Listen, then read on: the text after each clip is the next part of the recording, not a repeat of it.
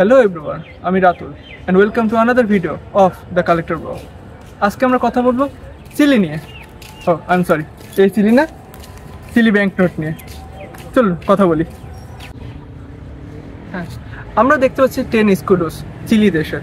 এটি ইস্যু করা হয় 1962 থেকে 1970 সালের মধ্যে। এই ব্যাংক নোটটি ইস্যু করা হয় ব্যাংকো দি চিলি থেকে।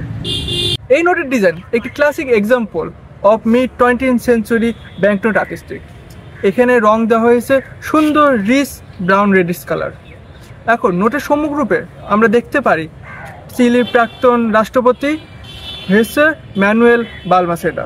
ওপরে লেখা আছে ব্যাংকো সেন্ট্রাল দি চিলে, অর্থাৎ এটা চিলির ন্যাশনাল ব্যাংক। নোটের চারিদিকে রয়েছে 10 লেখা। ব্যাংকনোটের ওপর দিকে রয়েছে একটি ঐতিহাসিক চিত্রশিল্প, যা এই ব্যাংকনোটের সৌন্দর্য আরও ফুটে তুলেছে। এখানে আমরা দেখতে পারি এল আব্রাজো দি মাইপ্রো চিত্রশিল্প। এই চিত্রশিল্পে 5 এপ্রিল 1888 মাইপ্রো যুদ্ধের পরে ডান দিকের ঘোড়াতে জোসে দে স্যান মার্টিন এবং বাম দিকের ঘোড়াতে বার্নার্ডো ও হিগিংসে দেখা যায়। এই নোটের বাম দিকে রয়েছে চিলি দেশের কোট অফ আর্মস। আশা করি আজকের ভিডিও আপনার পছন্দ হয়েছে। আমরা এই চিলির বদলে আমরা সত্যিকারের চিলি দেশের ব্যাংকনোট নিয়ে কথা বলেছি।